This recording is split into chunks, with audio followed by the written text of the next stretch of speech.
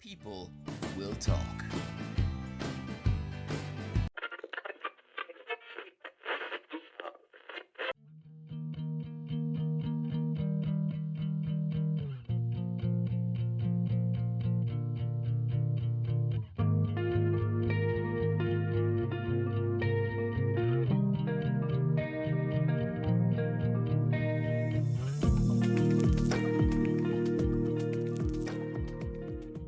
Welcome to the latest episode of the People Will Talk podcast. Joining me in studio is Mary. How are you doing? I'm very well, thank you. You? I'm very good. You always say very well. I mean, is it true?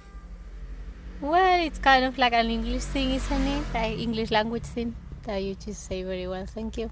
Well, actually, an Irish Hiberno English way of responding would be great. All right, yeah. I'm just gonna do better. Come on, ask me. How are you doing? Not too bad. Much better. Yeah. What I want to do is just make you more Irish. I'm already very Irish. Fair enough then. Did you do anything interesting on Saturday? Yeah, I went to a book signing event that nobody else went to, apart from you. Well, I went to a book signing as well. Did you know the writers? No, there were lots of people that came, but they couldn't get in because there were so many queues. Yes, well, for people who are not in on the joke and wondering what are we talking about and are very close to turning off the podcast, I will actually explain right now. Actually, if they turn off the podcast right now, it would still count as a listen because it's gone past the 20-second mark. So, in a sense, I'm not too preoccupied about that. But that's nice. But of course, I love our listeners, so I will explain that we were at the Madrid Feria del Libro at a kiosk. On the side of the kiosk, we were actually in it, and we were the people the spoiler alert, we were the people signing the book. We were signing copies of our novel Verano del 69, Summer 69, for all you Bryan Adams fans out there. And it was a new experience for us, and the culmination of a long journey that started sometime last year. So, this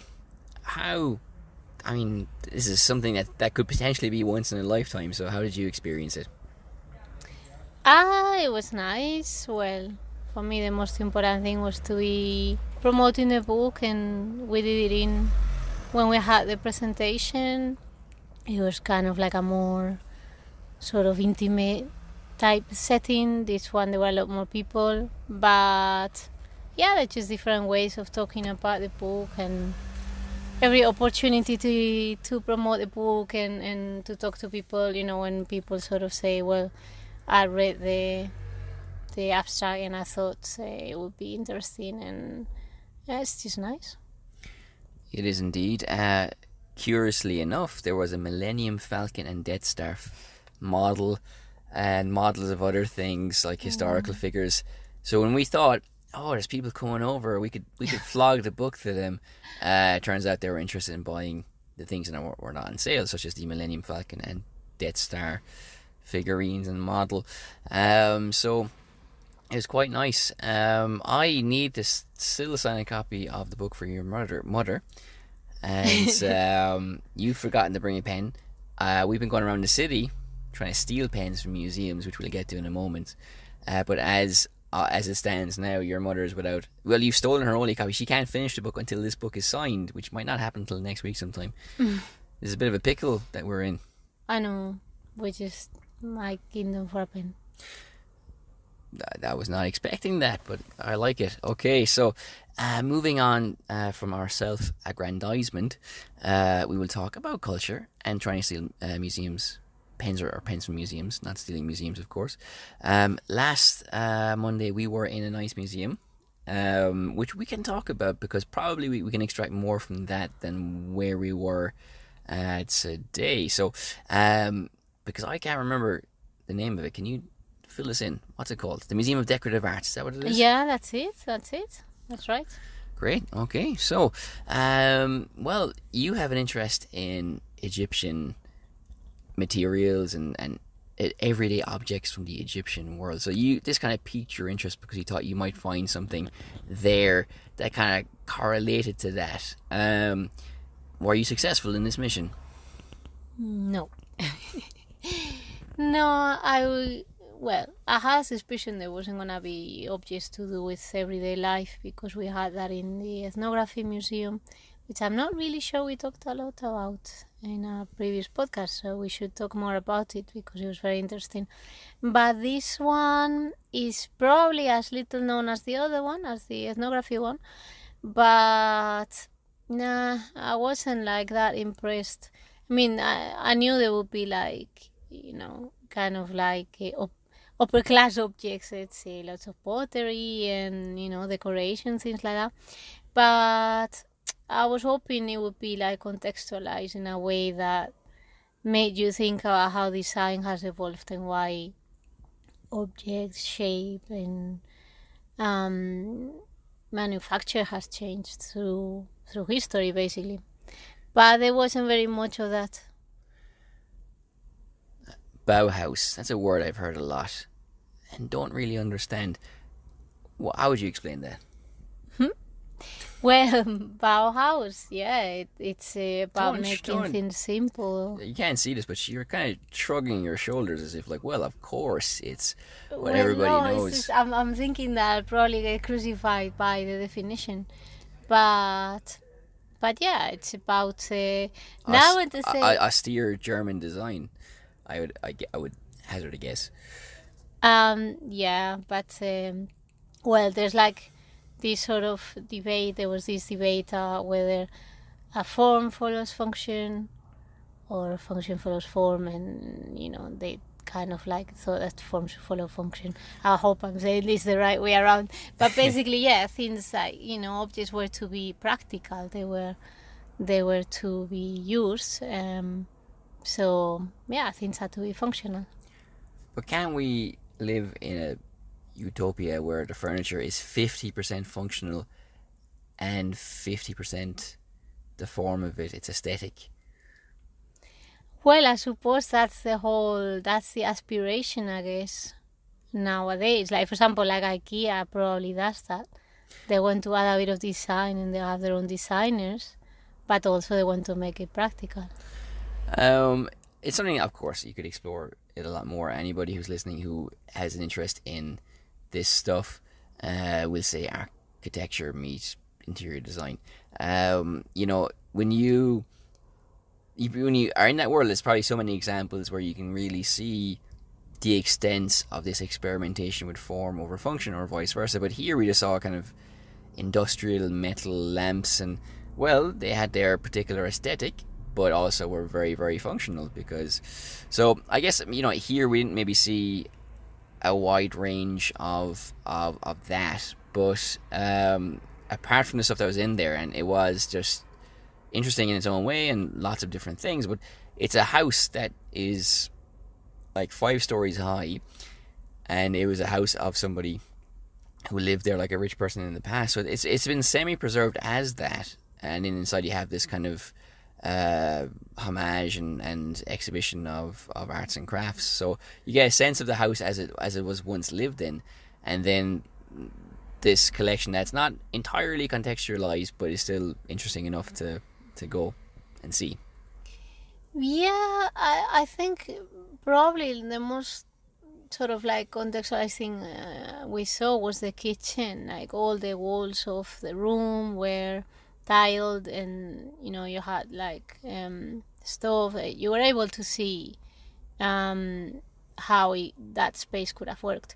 Everywhere else, I didn't really feel it was contextualized at all. Like, okay, there was the old place that had a bed and bedside tables, things like that, but you didn't really have a feeling of being in that room like you do, for example, when we went to the Museum of Romanticism.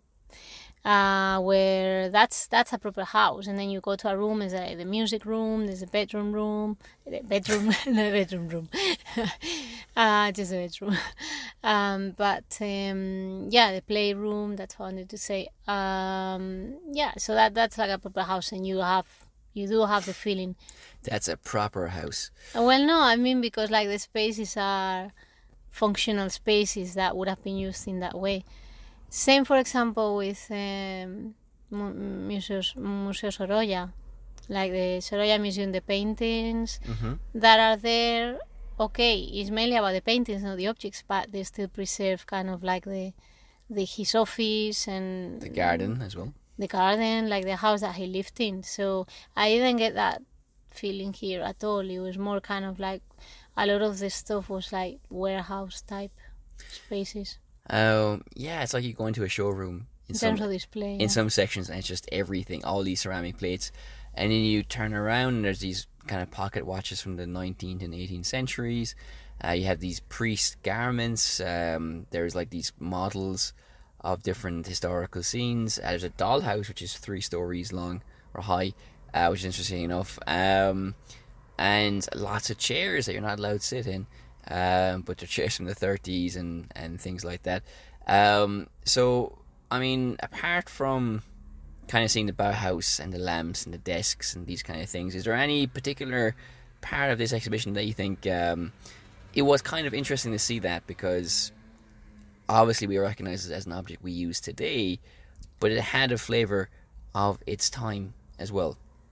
Well, more than that, I would say, because we don't necessarily use it as much today, but the rocking chairs that we saw, we associate it more to maybe grandparents but it was interesting to hear, because I assume they were a lot older, but really they were from the 19th century, not the rocking chair as an invention, but the actual shape, like that sort of curvy shape of the rocking chair was a 19th century thing from a specific kind of, I believe it was Vienna workshop, and it explained how they were made to curve with metal and stuff, which is it's not something you expect from like woodwork, I wouldn't say. So that was interesting. It would be interesting, because it's not here, but to find out more if there were specific norms as well, because in Victorian prisons, you know, they were designed because there's a very strong philosophy behind it. In our modern world with furniture, it's about ergonomics, even chairs that support the curvature of the spine. So I wonder back then if there was, there was chairs with specific impulses behind them, and their shape was defined by, well, people should sit this way because of this social more. Would be one thing. I mean, it's not really explored there, which is fair enough, but it's kind of a tangent you could go on there. Now, Madrid, as you would know from following this podcast, is a city which is full of museums. And actually, there are a lot of places to see this type of thing, because in La Caixa Forum, they did have this temporary exhibition before along the same lines. And you did mention the Ethnographic Museum, which we didn't talk about because we were taking a hiatus from podcasts at that time, and we were very busy preparing our St. Patrick's Day video last year. So we went there after we had wrapped putting all of that together, and we had a very memorable trip to a Carrefour, I think. We should definitely talk about that museum in another podcast. Well, we can talk about it now, sure, because it's linked conceptually. But I think it can have a podcast of its own. It was that good. Wow. I was so keen on it. Effusive praise. In that case, we'll leave you in suspense for another podcast episode, which means, we will actually, next Monday, we will be paying a visit to a special shop in this centre, more or less, of Madrid, to see all these objects. Well, I guess we can explain, the project that we're working on. We went to a dinner hosted by a mutual friend that we have, and you met somebody who owns a shop that sells kind of organic pottery and crafts, basically crafts. Yes. So yes, that's another kind of I guess not center, but a little pocket of the city that explores this theme further. So we'll jump from furniture, and we'll talk about water and different things, and even Latin America and Iberia, because we saw those as well in a museum on Monday. So where did we go? Well, we went to Casa America. They were all there. Oh yes, yes, Yes, yes. Now, if you're in Madrid, there's Casa America and Museo de America, so they're two different places. they are. But Casa America is really great because we saw a project about a dam that was built in Latin America. Mm-hmm. Do you remember where? I Latin America. yes. And typical story. You can see the story in China, especially as well. Other countries. I mean, well, we'll also mention the former Soviet Union because this will be relevant for our comparison as well. But essentially, in Latin America, in this country, it destroyed the fishing there and the local community because that's what happens. You flood an area when you build a dam. And the project itself, on the first floor, you can go in and you can see a video, but there's not really much sound. And simultaneously, there's a smaller screen where you can see maybe some people talking. But the person who is responsible for the project is this woman. She's asking questions, and you can see their responses in text. And it's a very silent document. It's a very silent documentary. And basically, they want to have their picture taken, or she wants to take their picture in their village, and they can protest in different ways what has happened, or they're next to things that have some personal significance to them. There's a guy who has a generator in his car, and also I think a fishing rod, and he's subtly protesting the loss of that industry and the function of this dam to produce hydroelectric power and things like that. And yeah, I'll ask you about that in a second. It was interesting though. I mean, it's always interesting. I would contrast it with something that we saw in the Legazpi Matadero a couple of years ago, which is about this other country, which we can't remember either, but it was in the former Soviet Union, and the Russians had completely dried the river and killed the community there, and it was just this documentary where there wasn't any narration, no presenter, and they just followed this family around this kind of this Muslim family, and there's a great scene where there's two old guys talking about their pensions, and they can't really hear each other, which can happen when you're of an older age. It was just so vibrant and kind of really captured what the life was like for them. So that was kind of a good point of comparison between how the two different directors handled relatively the same subject matter. So I thought it was interesting, it was captivating because it's different, the one that we saw here as well.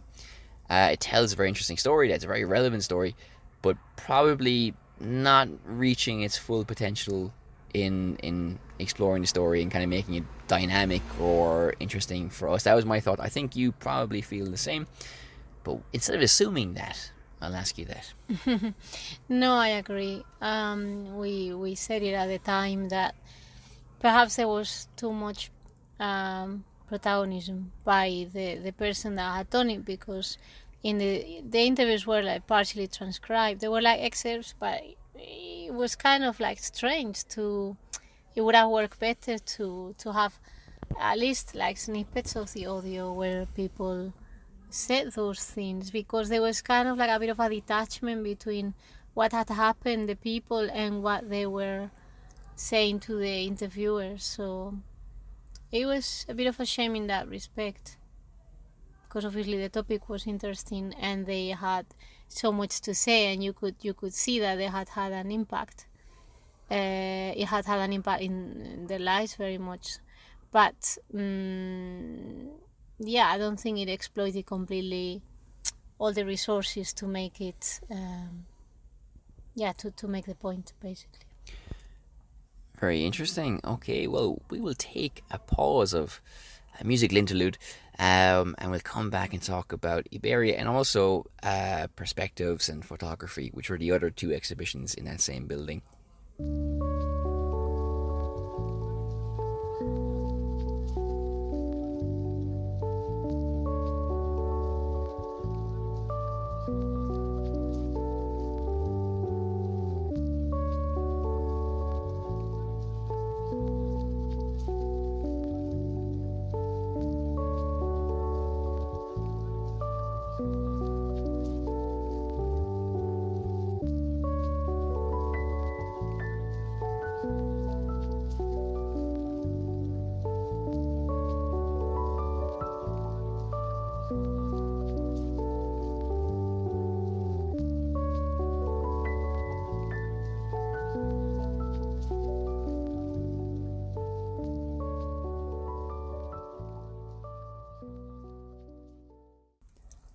And we're back.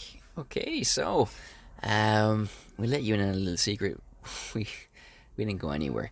Okay, so which one would you like to tackle first? I think probably the photographic one maybe would have more meat on it for this part. I think you're referring to the geometry exhibition that we also saw Yes. in Casa America. I was going to say Casa Arabe. Because we're so used to going. It's a good thing, the casas. I mean, there are different ones in Madrid, and these two are the ones that we go to the most, but they usually have interesting stuff. So the bit about the dam had like that social kind of... Can you invite us around to your casa and give us a tour? In mi casa es tu casa, no? Is that what they always say? In English, because in Spanish... They say my house is your house. we don't really... Well, yeah, we say it, but not kind of like... Well, anyway. So I'm deviating from the topic. What I wanted to say about... the exhibition was kind of like urban landscapes, and the idea was to find geometry in cities.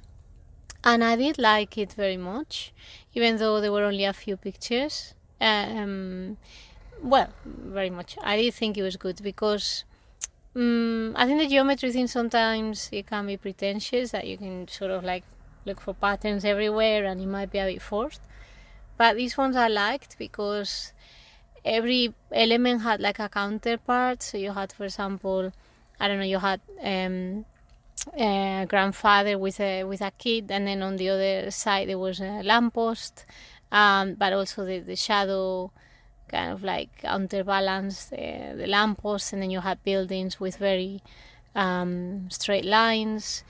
And I think it was really helped by the fact that the colors were very vibrant. So even in some pictures you had one spot of color that really sort of got your attention and made your mind rearrange the rest of the things that were in the photo around it. So yeah, those were the reasons why I thought it was good. What do you think? I agree. You can elaborate a bit more. I thought it was good. There was one picture I think in particular that I did enjoy, which was just there's this guy in the metro and he's just checking his phone, and I said to you, there's like red tape on the floor, which is like, it makes sense that he's at the end of this. It's like a pathway, but then the left of the picture, there's an angle that doesn't really make sense. So it just plays. It's like a hyper reality. But what we'll do is we'll choose one of these photographs as the cover photo for the podcast. So when we're talking about this right now, which we are, you'll kind of have an idea of what we're talking about, because I guess it's really hard to transmit the or even say it, geometrical. That's what I'm looking for. The geometrical framework of these pictures. But no, it was good. Definitely, yeah. And then on the top floor, we actually were there on the first day of the exhibition. Nobody else was there, so potentially the first people to see it. But Iberia are obviously, I guess, one of the sponsors of the Casa America, because they do fly to Latin America. And amongst all the photographs of the smiling dignitaries, or, there's like, in 2000, I think they had the first all-female cruise. There's a picture of them in front of the plane. These kind of things there. And the horrendous adverts that, you mentioned that it must be very difficult to advertise plane routes because they were very bad. But also, obviously, Spain has this huge historical link to Latin America. And there was one interesting story where this Ecuadorian woman gave birth on a flight from Ecuador to Madrid, and this was actually 2000 as well, more or less, from 1996, 97. And when she, the picture of her just being taken off in a hospital bed to go directly to a hospital, that's the nearest one or whatever. So, and yeah, I mean, because again, we do take, I guess, modern routes for granted. I mean, for example, in Cork Airport, which is closed for refurbishment now, they did lose a lot of routes, but back then it was possible when I was in university to fly to a lot of places. And of course, from Madrid we can fly to all of Latin America, but you kind of see the evolution of these routes as well, and with it the evolution of advertising, the evolution of culture, because you can see Spanish stars going on tour in Latin America. And you can see the growing infrastructure of international flight routes, something that we, I guess, celebrated a lot more in the previous year because we couldn't really fly anywhere or even leave our houses for a while because of the pandemic. So it's not major. You don't see a lot of there are photographs there. There are many photographs there, but as I said, a lot of them are just smiling dignitaries or smiling pilots or things like that. But it is inherently a fascinating story, and as simple as it is, you do get a sense of doubt. So I think it does fulfill its purpose. I agree. Very good. Nice mirroring there. So there's. I was trying to say that as well. So, well, I think that's everything in today's podcast. So what we'll do is, well, yes, you tell everybody what's our Twitter. Our Twitter handle, yeah, at the LARPA1. What's our Facebook? Well, on Facebook, have LARPA, Writing Translation History, and no more things because we couldn't fit anymore. Our podcast, you're listening to it, and of course on Instagram as well. L_ARPA_. Yes. And yeah, very good. So yeah, you can also we'll put a link in the description to the book that we mentioned at the start of the podcast, the one that we wrote and we're signing at the book fair. So if you're Spanish or read Spanish or can understand it or whatever, and you're interested in learning about Madrid in 1969, you might enjoy it. And in the meantime, I'll work on getting a little autograph for your mother in her copy as well. So, well, this has been another exciting episode. We do actually have some tantalizing interviews on the horizon as well as our cultural things that we talk about, and we'll be getting back into the narrative podcast that we did one of, which we really enjoyed, so we'll do that as well. And there's one thing you want to say as well? No, it was that. Oh yeah, the narrative ones, because we have 3 very exciting topics that we really worked on some time ago, but we left them there. Animals is one of them. Yes, animal transformation is one topic. And every day we'll reveal a topic that is there in the drawer waiting to be used. Well, I can't remember the other 2, but that's the theme of today's podcast. That was kind of like a get out of jail. Yeah, I blew that, obviously. Thanks. So no worries, my pleasure. So as they say in Latin America, con gusto. And I'll say good luck. Thank you so much for listening. Bye. Adios.